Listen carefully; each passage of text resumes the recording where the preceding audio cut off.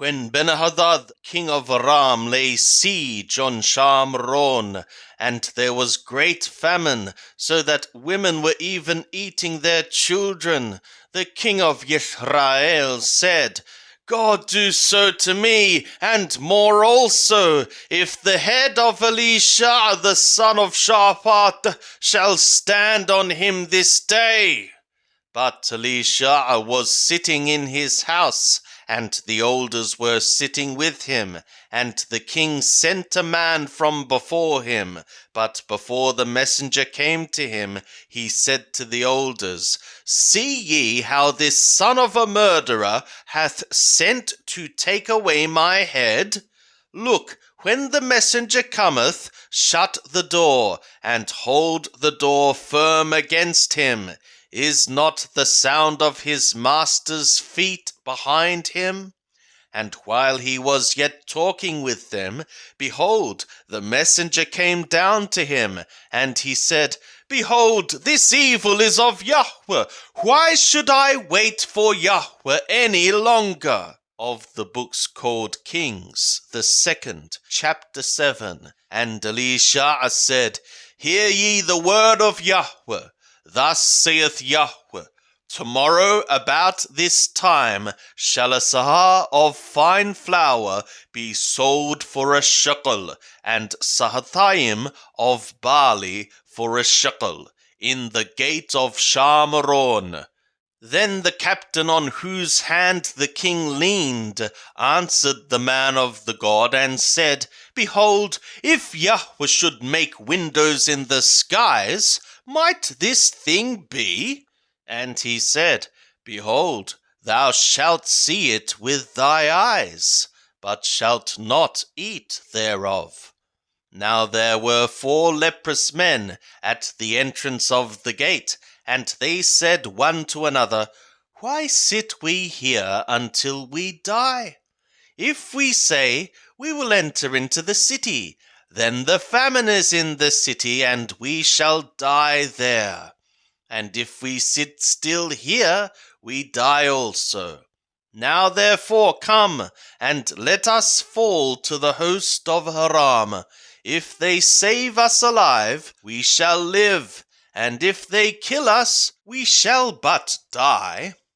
And they rose up in the twilight to go to the camp of Aram.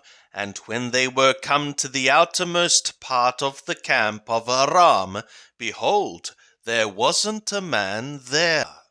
For the Lord had made the host of Aram to hear a noise of chariots, and a noise of horses, even the noise of a great host. And they said one to another, Lo, the king of Israel hath hired against us the kings of the Chettim and the kings of Mithraim to come upon us. For what reason they arose and fled in the twilight, and left their tents, and their horses, and their donkeys, even the camp as it was, and fled for their soul. And when these lepers came to the outermost part of the camp, they went into one tent, and did eat and drink, and carried thence silver and gold and raiment, and went and hid it. And they came back, and entered into another tent, and carried thence also, and went and hid it. Then they said one to another, We do not well. This day is a day of good tidings, and we are ones being silent. If we tarry till the morning light, punishment will overtake us. Now therefore come, let us go and tell the king's household.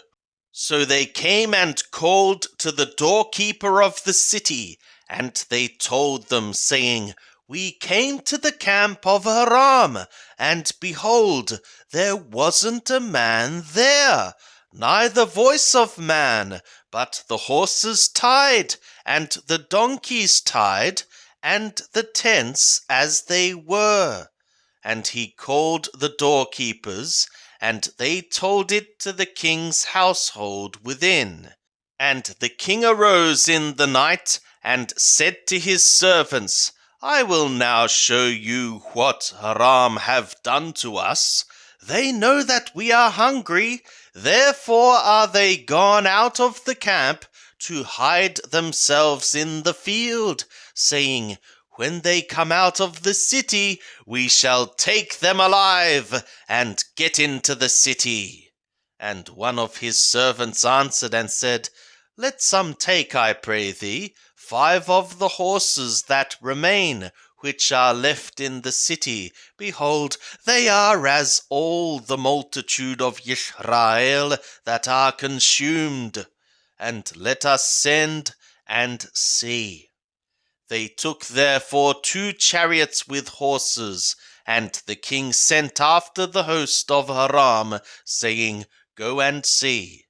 And they went after them to the Jordan, and lo, all the way was full of garments and vessels, which Aram had cast away in their haste. And the messengers returned and told the king. And the people went out and plundered the camp of Aram. So a sahar of fine flour was sold for a shekel, and sahatayim of barley for a shekel, according to the word of Yahweh. And the king appointed the captain on whose hand he leaned to have the charge of the gate.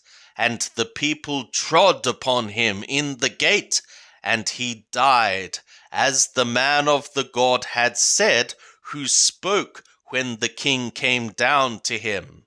And it was as the man of the God had spoken to the king, saying, Saatayim of barley for a shekel, and a sahar of fine flour for a shekel shall be tomorrow about this time in the gate of Shamron.